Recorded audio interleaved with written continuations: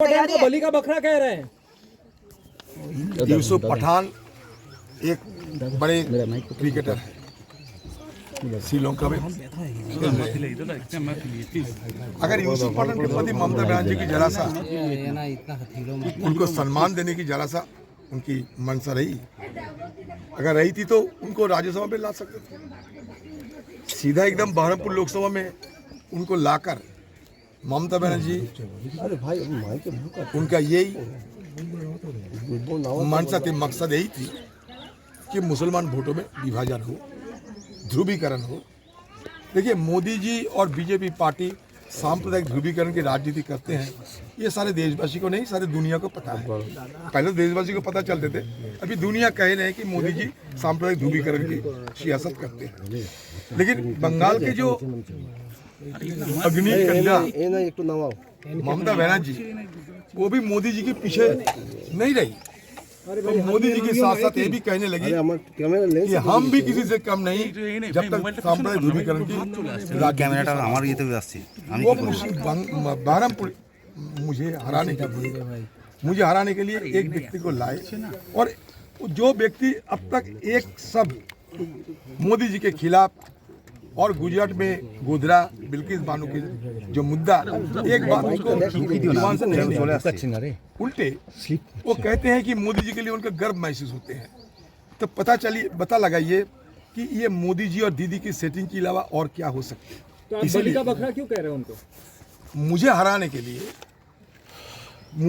के लिए दीदी ने एक क्रिकेटर को इस्तेमाल किया, जिनका हारना बिल्कुल तय है, नंबर 1। नंबर 2, टीएमसी पार्टी एक तरफ कह रही है कि हम लोग मुसलमान, तुम इतने बार बार तुम दादा को वोट दे, भाईजान को वोट दो।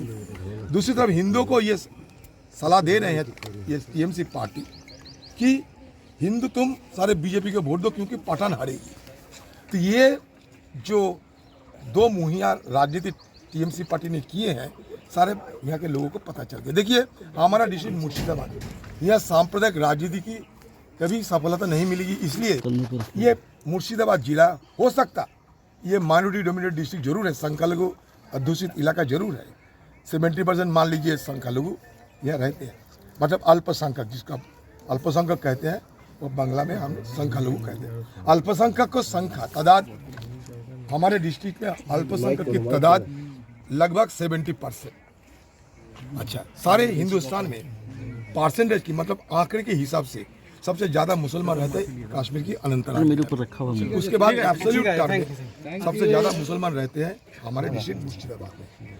फिर भी ये डिस्ट्रिक्ट में मैं दिल्ली से ब्राह्मण पुत्र प्रणब मुखर्जी को लाए थे और जंगीपुर क्षेत्र में उनको उतारे गए थे, आपको शायद जानकारी है। वो एक मुसलमान उम्मीदवारों को हरा के हिंदुस्तान की राजनीति में सबसे पहली बार वो नुमाइंदे बन सके। तो इसलिए मुर्शिदाबाद जो डिस्ट्रिक्ट है, यहाँ के आम लोग सांप्रदायिक सोच को कभी ये मान्यता नहीं देते, सांप्रदायिक सोच को ये बार बार नकारते रहते।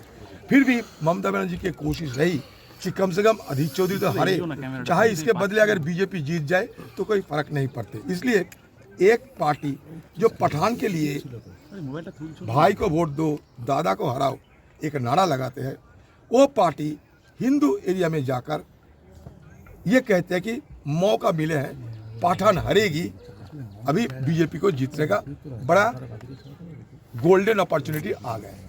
तो यही दो मुहिया राजनीति बंगाल के लोग जानकारी में लाए और साथ साथ मुर्शिदाबाद के लोग को पता चल गया।